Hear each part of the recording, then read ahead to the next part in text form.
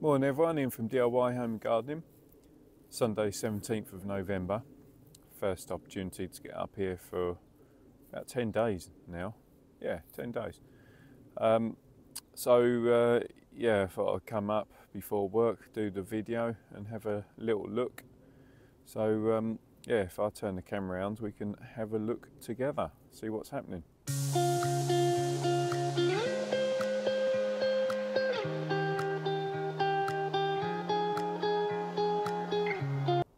So first thing I thought when I came up is, what the hell's happened here? The plot looks really messy, but I think that's just because of where we're at in the year and me obviously trying to do a load of remedial work and a bit of transition time as well. So the thing to note is that this first bed is complete, levelled, soil on the top of it. I got some of the soil from the top beds just as preparation for what I'm going to do with them. Obviously that's a mess down there. Having sorted out the levels on this one here, what I'll then do is I'll lift this weed fabric and then raise up the pathways as well. There's absolutely stacks of manure over there, so I thought I'd just go in with 9 inches worth of manure underneath the path and raise it up that way. So this bed here, the carrots, shoulders visible there, but there's absolutely loads of them. Really they want thinning out, but yeah, it's a job for another day. Some salvia cuttings on the go there, and really that's just a temporary home for the artichoke till I decide what to do with it. Bit of a jungle of grass, perpetual spinach, the Taunton Dean kale. Since it got ravaged by the caterpillars, you can see that it's now growing through quite nicely, and it will continue to grow even in the cold period. I have taken a load of cuttings from these couple of plants, so worst case scenario I'll end up moving them, and I've still got plenty of plants left. Cut back those dahlias and dug out this one. Now this hasn't got gall, but it is suffering with thrip, or had thrip, which has caused this distorted foliage, shortened leaf markings, and thrip's telltale is for all these hundreds of silvery spots to the leaf. Yeah, that's a better example, but it's not gall because there's no compact multiple shoots from down here, which is the crown. So those two cut back, ready to lift. Might lift them this coming week. Elephant garlic. Oh, having said last time that one's probably rotted, it's now shooting through, so that's good. So that's all my elephant garlic there. Still weeds. Oh, and there's a elephant garlic there. Oh, there's another one there, and one there. Is that one? No, I think that's grass. So I might have 3 come up there. They were from the original corms that I'd planted last year, that I'd bought and had sort of failed. So yeah, might have some of those doing something. Egyptian walking onions, kind of doing nothing as you would expect this time of year. So I weeded this bed and found a tomatillo growing, which is a bit bizarre, but yeah, that's doing its thing. The orac has totally gone to seed now, so I need to lift that one and let that dry in the shed along with the other. Chard, still not done anything with it. Probably next year. I'll only grow a few plants. Oh, The moles have moved in though, that's for sure. So oh yeah, so they've gone on the inside as well. Cow Cavolo Nero, again you can see that having been decimated by caterpillar, they're now putting on a nice amount of fresh growth as the weather changes, and as it cooled down they've actually gone into growth mode again, producing more of these side florets. So that's good, that's what we want. Welsh onions there. This batch here is shallots mixed with a lot of grass, but you can tell the shallot which is that, so that's fine.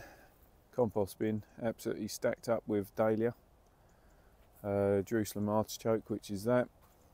I'm not lifting that until we get a lot more cold. It's 7 degrees at the moment, but once it gets proper frosty, that can be lifted. So this is where I got the soil from for that other bed. So it's just really in preparation so that this bed can then move that away as well. But you can see it's just wants a bloody good tidy up, to be honest. To allow me to do that first bed, I lifted the leeks in the end, and they are here and some at the far end. So they're actually looking alright considering they've been lifted and moved twice. These are the leeks we're working through currently. Christ, you can see how mild it has been by, look at all that black fly. The black fly's moved in, just get itself going. Celery, that really wants digging out. Just haven't got round to it, but yeah, that's going to be the next thing to dig out. Fennel wants cutting back, but I've been leaving it whilst there's still flower on, just to allow that last bit of flower for the bees that remain. And these are the Belgian giant leeks. The Swede there, again, that was ravaged, it's starting to grow back. And then these are the last of the leeks that had been moved from the front bed. So this was actually the last job that I did up here, which was cutting back all the dahlias. You can see they're not lifted, so they'll be lifted most likely this coming week, which will take me to the 3rd week of November, which is about right. But when they've been cut, there's always, what people end up doing is just chopping them randomly. If you make your cut just above the leaf joint, it's relatively sealed. Certainly on the smaller growth it's sealed, so you won't get the rain. Yeah, you won't get the rain travelling down the stem to cause further rot and damage, which is normally where people go wrong. So yeah, they're all chopped back, ready. Makes it a much quicker job come next week. And then all I'll be doing is, well, I'll lift them. I will lift all of these just because they're going to be in the way, but as I go I'll just be selecting one tuber of each. The one that I think has got the most amount of eyes potential, or from memory, which perform the best for flowering, and yeah, just keep one tuber of each. There's no point me keeping all of those because I won't be using any of the tubers next year. I'll be cutting and planting the fresh plants. Just gives you nice vigorous plants, as opposed to these older plants do lose their vigour quite rapidly, so they spend a lot of energy, or expel a lot of energy in doing their growth and their flowering in the year. So that's why. So we got garlic, temporary home for the salvia, which is absolutely loaded with flower, but as I showed you earlier, over there took a few cuttings, so they've gone in there. Next block of garlic, something's pulled that, annoyingly, probably the birds, but yeah, the garlic's looking pretty good, so I'm pleased with those. Moles, onions, and the big mole must be, or 2 moles, who knows. But yeah, so they're all the onions there. And something's pulled that as well. Luckily we know what that is, but yeah, it'd be the birds that have pulled that. So yeah, that's where we're at. Plot neighbour, she's been busy mulching all of her beds. You can see there's some broad bean over there, garlic, possibly some garlic there, or onions, and then she's planted, well, cleaned up soft fruits there, and these are raspberries all across here. But yeah, I'd like to think that this year they're going to make a proper effort, which would be really good. Now the dahlias are down, you can actually see where the planned pathway would go, which I think will look quite good, to be fair. And all being well, it gives me more space on the outside. And yeah, sunflower remains. Don't know that the birds have really had much of the seed from it. Odd pockets, but not a lot.